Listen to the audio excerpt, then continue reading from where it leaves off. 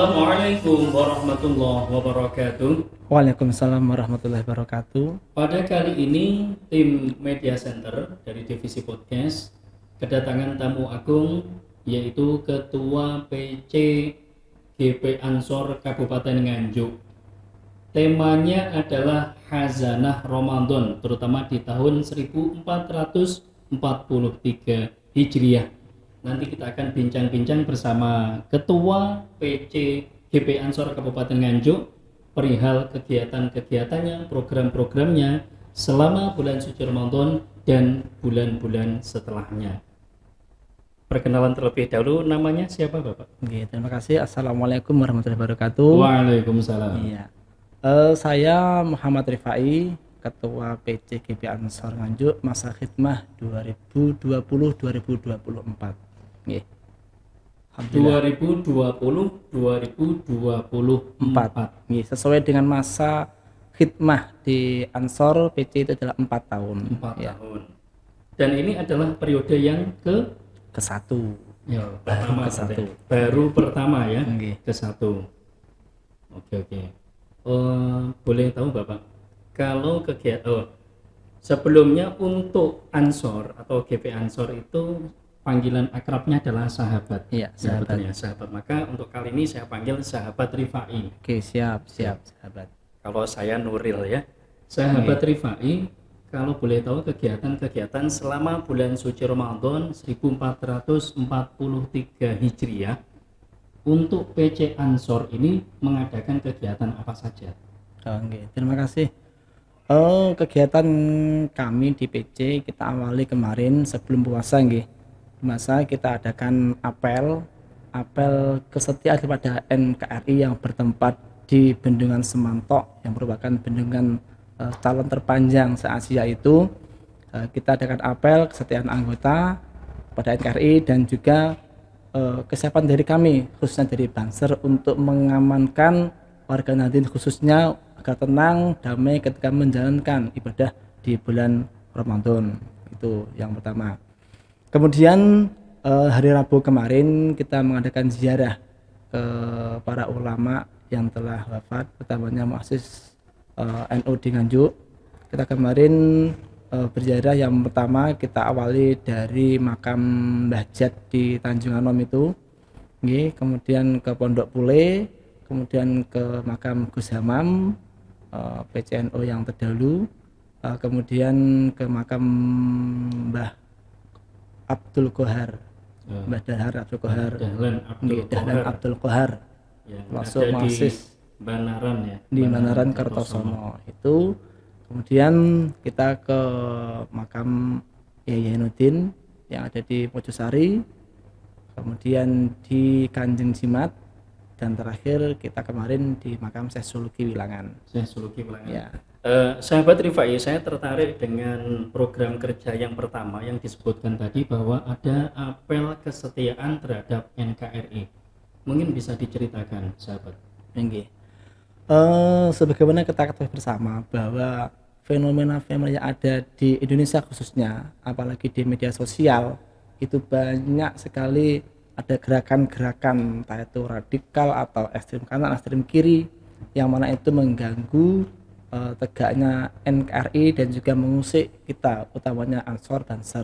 Sehingga kita pasang badan, kita mengadakan apel bahwa kita Ansor Banser dan juga RA siap untuk mengawal tegaknya NKRI di berbagai bidang, baik di darat, laut, atau istilahnya adalah di dunia langit. Jadi dunia maya, di dunia langit. Utamanya tim siber itu. Kesiapan Ansor itu untuk menjaga NKRI 24 jam. Ya, 24 jam.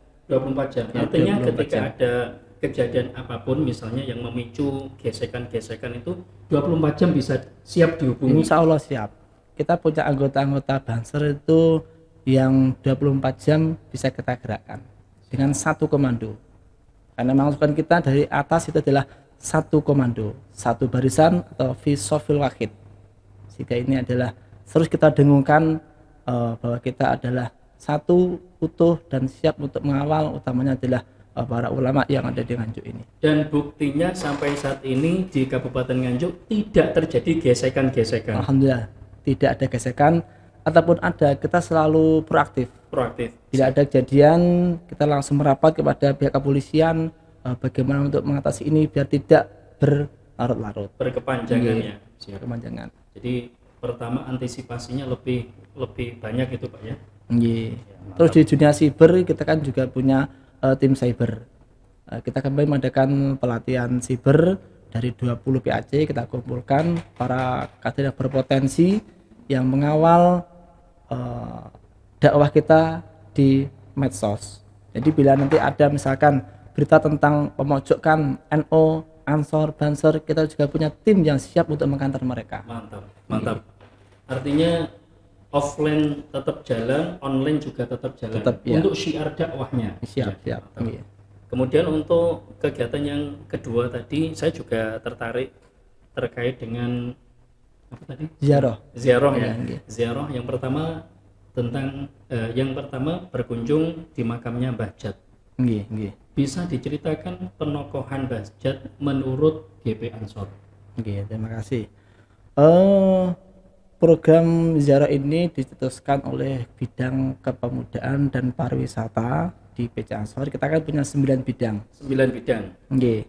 Yang bidang terakhir bidang itu kita program mengawali Ramadan, kita adakan ziarah ke makam para muassis yang ada tokoh-tokoh NU yang ada di Kabupaten Nganjuk. Nggih. Yang kita awali kemarin. Bajat tadi ya, Bajat. Nggih. Kemudian ke makam Pondok Pule, Nahrawi, kemudian ke makam Gus Hamam, kemudian kita ke makam Mbah Abdul Kohar, kemudian kita ke makam Mbah Zainuddin di Mojosari, Mbah Zainuddin dari Pondok Pesantren Mojosari, nggih. Kemudian di Kanjeng Jimat Brebek ya. Dan yang terakhir kemarin kita disambut oleh sahabat-sahabat dari PAC Wilangan di Syekh Suluki. Mantap. Jadi terakhirnya penutupnya adalah di makam Syekh Suluki yang ada di Kecamatan Wilangan. Mantap.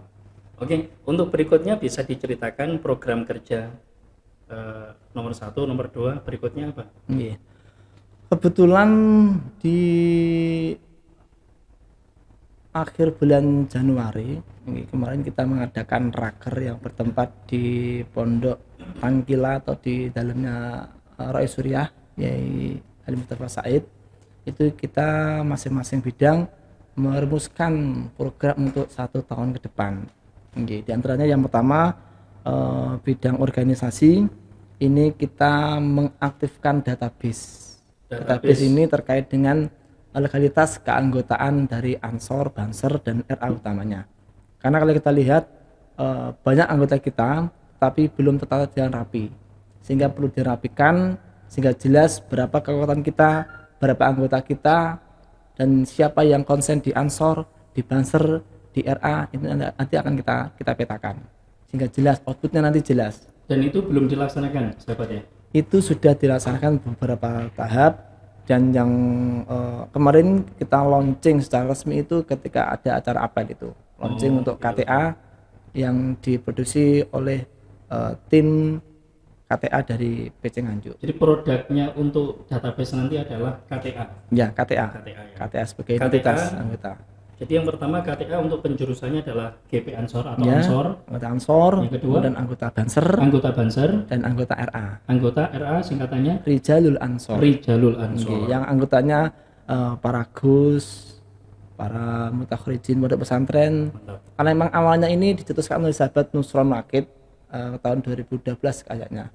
Itu kan bagaimana mewadahi para Gus, para alumni pondok pesantren, bagaimana biar tidak alergi dengan mungkin Ansor. Karena kan kalau misalkan para Gus ikut di Ansor, biasanya teng pondok, kemudian ikut di Ansor kan mungkin dunia yang berbeda ya. Iya. Apalagi di Banser, masa nanti Gus disuruh ngepam, disuruh latihannya alam militer kan. Makanya dibikinkan wadah Rijalul Ansor agar kiprahnya Gus itu terwadahi. Terwadahi sebagai spiritualnya, atau kalau dibahasakan itu calon rois gitu. Calon rois itu calon suriah. Itu jalurnya adalah di Rijalul Ansor. calon suriah baik dari tingkatan ranting Iya, sampai PB gitu ya. PB itu produknya kita garap di jalur Ansor. Jadi penggemblengannya calon Iya. suriah itu ada di Jalur Rijalul Ansor. Ansor karena memang inputnya itu adalah gus-gus gitu ya. Nggih, jadi lebih kepada apa tuh sisi religiusnya, Spiritualnya sudah spiritualnya, terbentuk. ya. Mantap. Berikutnya bisa disampaikan programnya. Database, kemudian ini amanat dari PO di PRT, PO dan PRT itu ada namanya akreditasi ranting. Akreditasi Ya, ranting. menilai sejauh mana kinerja di masing-masing ranting. Jadi nanti ada apa itu akreditasi ranting, ada akreditasi PAC dan akreditasi PC. Bisa diceritakan dulu sahabatnya. Jadi GP Ansor ini secara hierarki kepengurusan itu ada dari apa namanya, PP atau PB kalau di tingkat PP, besar? PP. Ya. Alhamdulillah PP yang ketua kita, ketua ketum. Ketum. Jadi ketum itu hanya ada satu. Oh ya, Jadi ketum, tingkat ketua umum. hanya ada satu, ya di PP, ya ini Gus Sakut atau Gus Menteri itu. Gus Menteri. Menteri Agama itu sebagai pimpinan pusat GP Ansor sekaligus Panglima tertinggi Banser. Panglima tertinggi Banser. Panglima tertinggi Banser. Itu PP ya. PP ya. Kemudian ada di PW, pimpinan wilayah. Pimpinan wilayah. Oke, sekarang ketuanya Gus Safik Sauki. Untuk di Provinsi Jawa Timur. Ya. Kemudian setelah PW, PC, pimpinan cabang. namanya Muhammad Rifai. Muhammad Rifai. Iya, Ini orangnya. Iya. Siap. Kemudian setelah setelah PC, PAC.